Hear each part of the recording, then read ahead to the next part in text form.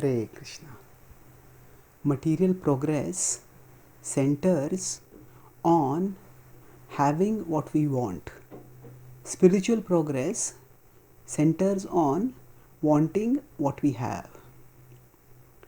In we all want to progress. Sometimes people feel that if we take to spiritual life, then we give the path of progress because we don't pursue ambitious things.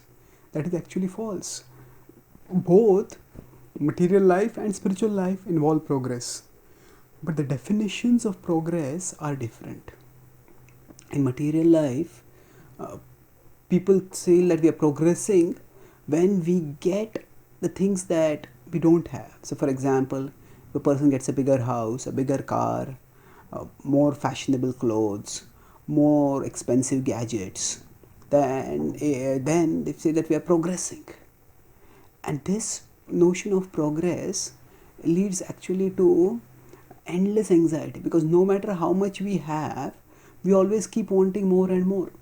Lobha pravrittirarambha karmanamashamaha spruha rajasyetani jayante vivruddhe bharatarshabha. So Krishna says that lobha, the mode of passion, becomes predominant and fills us with greed. Pravrittirarambha. We want to do new things, more and more things. Karmanam ashamah spruha, and lots of hard work with insatiable desire. Ashamah spruha. Krishna said Shama, peacefulness, is a characteristic of a Brahmana. It is a characteristic of anybody wanting to go on the spiritual path. Ashamaha spruha. Insatiable desire characterizes those who are infected by the mode of passion. So now, this definition of progress may lead for some people. Everybody cannot get all the material gadgets that they want, all the material things that they want, because the resources in this world are temporary, are limited. But even if we get them, still there'll always be many things which we don't have, and chasing those things will keep us perpetually dissatisfied. In contrast, in spiritual advancement, the focus is not on having what we want, but on wanting what we have. So we are souls, and as souls, the opportunity to serve Krishna, the opportunity to remember Krishna, the opportunity to love Krishna is the greatest treasure that we can have. And if we come in the association of devotees, then we already have this treasure. We just don't realize its value. But if we keep practicing bhakti, if we keep practicing bhakti yoga diligently, as time passes, we start realizing more and more that herein, in the remembrance of Krishna, we get the greatest happiness. In other things, there may be some happiness, but it is temporary, it is disappointing. So, when we keep going through life practicing bhakti, then as the ups and downs of life keep shaking us up and down, and within those dualities, when we hold on tightly to Krishna, absorb ourselves in His remembrance, we understand that in His remembrance, in His devotion, in His service comes the greatest security, comes the greatest satisfaction. And thus we move onward steadily towards the realization that what we have, the opportunity to love and serve Krishna, the opportunity to remember Krishna, that is the greatest treasure.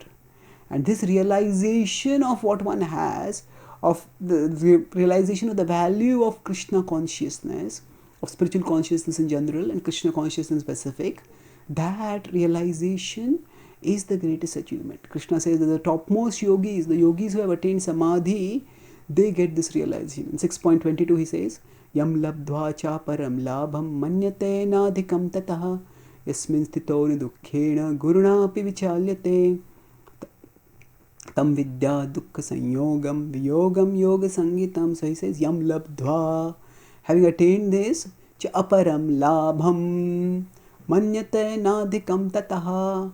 One realizes manyate. Manyate refers not here to subjectivity. These people think like this, other people think like this. Manyate here refers to realization. That na adhikam tataha, that there is nothing more to be attained. When one realizes that, then one marches steadily onwards towards Krishna. One becomes peacefully, joyfully, gratefully situated in bhakti.